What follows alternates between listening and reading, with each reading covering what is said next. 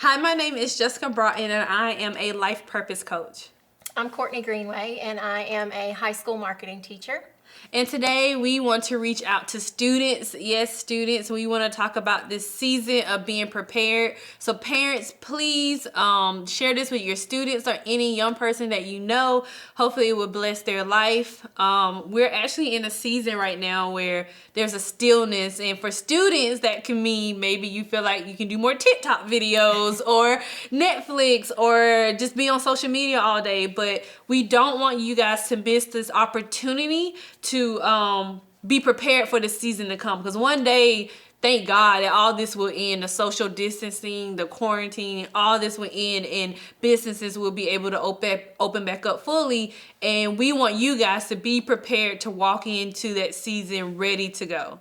So today we're just going to share a few things that's on our heart that we believe that will help you prepare you for this new season. So Jessica, one thing that I get really excited about is talking about soft skills. And soft skills are kind of those interpersonal skills that students need to have when they enter the workforce. I think employers really prefer that they show up already possessing these skills. So things like communication, empathy, emotional intelligence, being able to work in a team. And right now it may seem like you can't work on those things, but I think that, we have 3 important tips today that we could share with these students of things that they actually can be doing to be prepared for when this is over and they hit the workforce or go back to school. So the first one I want to start with is working your personal brand. Ooh, I like that. They may not realize it, but students, you have a personal brand and you need to be working it all the time. So whether it's on social media, on paper, in the form of a resume, or when you show up in person eventually to an interview, you want to make sure that your brand is consistent. Unfortunately, with social media, the days are over where you get to make that first impression in person. Most people are going to check you out online before they ever even call you to come in and interview for a job. So the first step would be use this time to clean up your social media pages. Check out your profile pictures. Are they presentable? Do they kind of give off a professional image? Make sure that any inappropriate content is deleted off of your pages. And I would even recommend checking privacy settings and kind of keep as much stuff private as you can. If you have a resume, now's a great time to kind of beef it up and update it. If you don't have one, it's a great time to create a resume. Canva.com is a great site to use to come up with that resume. And then just be thinking about and practicing those interview skills while you're at home, because one day you're going to have the opportunity to be in person doing that interview and you want to be prepared for that. So the biggest thing is being consistent across the board, whether it's online, on paper, or in person. And these are all things that students can be working on right now at home.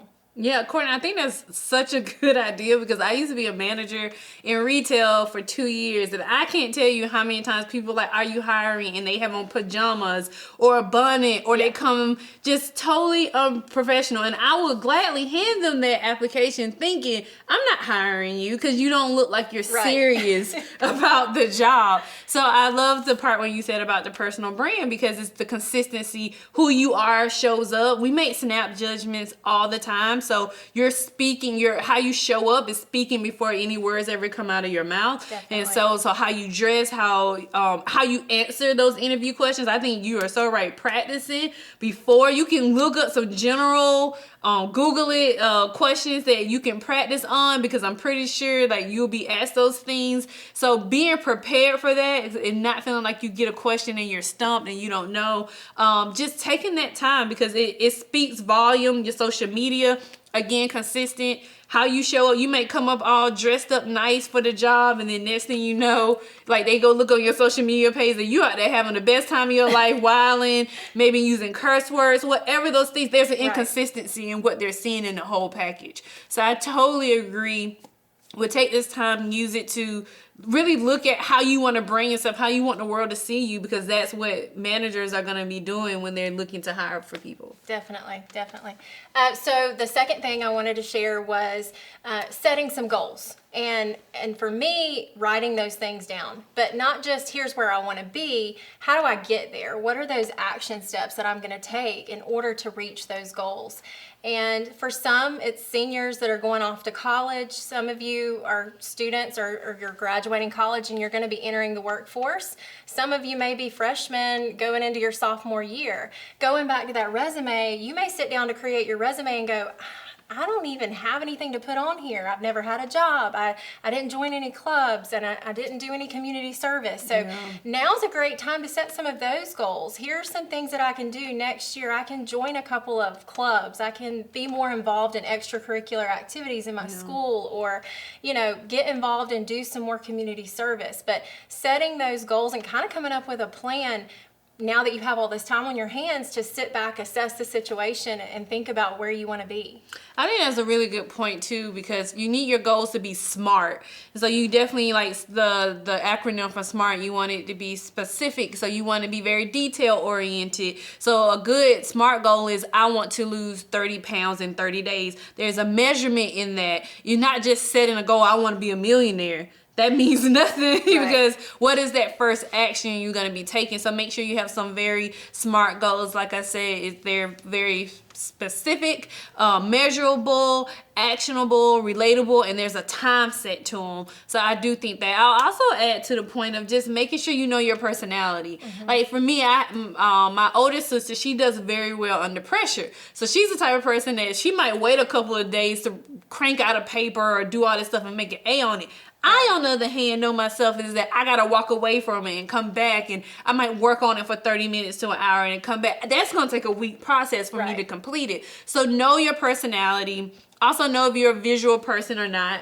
That's a big one for me. I'm visual, so if I have a goal, I need to put it in front of my face every day because I will forget it. If you're artistic, maybe draw something out like a vision board. If you're just a words person, maybe put a word that will trigger something in you emotionally to remind you of your goal. Just have something that is just that would just remind you of what you're trying to achieve. What is the end goal? Because once you start to write it down, that's when it becomes life, and you begin to walk into action, not just in your head and what you want to do. You can continue to just make movements for it, even when you don't feel like it. And this is a big one. Like, there's a lot of things I don't feel like doing, but you need to do regardless of your feelings. So having that goal in front of you, reminding you this is the end result, and this is what I need to do today to get to that end result, even when my feelings don't align with what I need to do.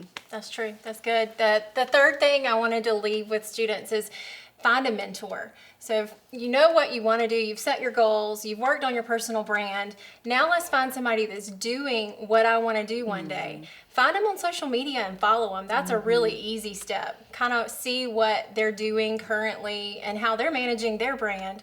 But also, more people are at home now than ever before and have a little bit of extra time. So come up with a list of some questions that you might have for them.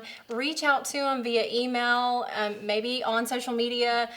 Maybe even try to set up a Zoom meeting with them and ask them some questions. How did you get here to where you are? Do you have any advice for me? What's the most challenging thing about your job?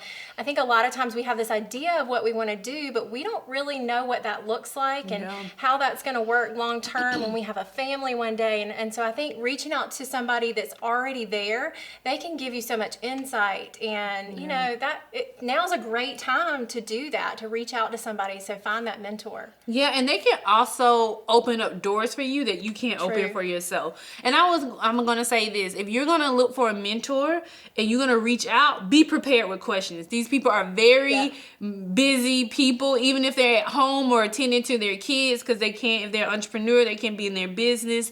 Their time is valuable. And when you show up with questions and you show up when you're serious, they realize, okay, they're respecting my time. Right. And so they're going to pour everything they can into you. I love this idea of just reaching out to people in your community. If you want to be a business owner, entrepreneur, reach out to people that's in the area that, like she says, doing what you want to do. And say, hey, do you have a few minutes where we can Zoom, we can FaceTime? I have a few questions. Tell them your story. Just don't write, hey, I have questions. Go back and say, hey, I am a senior in high school that just graduated. I think I want to be an entrepreneur. Do you have time to answer a couple of questions that are, A, B, C, D, F, G, whatever you're going to say after that? Because I do think they can take that story and be like, okay, this is a student that is trying to get to where I'm at. And they can also prepare you for hurdles that you can't see yourself. So this is a great time. And whether they're local mentors or whether they're like virtual mentors, like she said, you can follow someone, you can DM them to see if they have time to talk to you. Use this time. This generation is the generation that has accessibility to everything. Where when I was in high school, and I know I'm about to age myself, we had to go to the library to look up stuff. We had computers and everything, but everything wasn't as... If you want to know something, all you can do is Google it. You want to get in touch with a scholarly article. All you got to do is find that article. Everything is at you guys' hands. So I do think that there's way more accessibility in this time for you to kind of reach and do more than when I was your age. And I think that's such a blessing for you guys, as technology is showing us there's so much advancement in it. True. So I could talk all day long about soft skills. I get really excited about working with high school students and trying to prepare them for the workforce. That was something that I did prior to teaching. Was I worked in industry.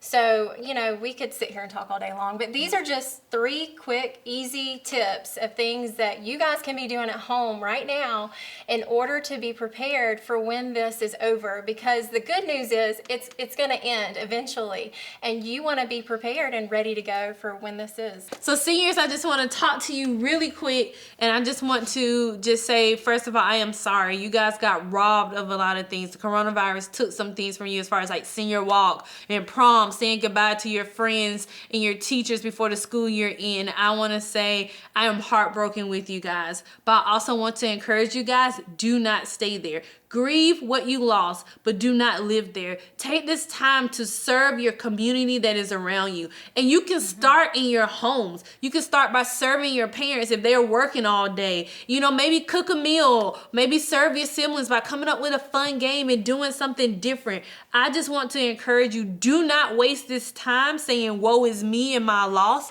and your grief. Do this time. How can I serve someone around me? How can I serve my community and make it better from when we started this whole situation? So again, our heart breaks with you, but we want to empower you guys to live out in the gifts and talents that God has placed you in. This is not forever. This is just a blimp in your story, but what you choose to do with this blimp can change the trajectory of your life. So I just want to encourage you guys to just continue to look for ways to serve to those around you. It can make a difference.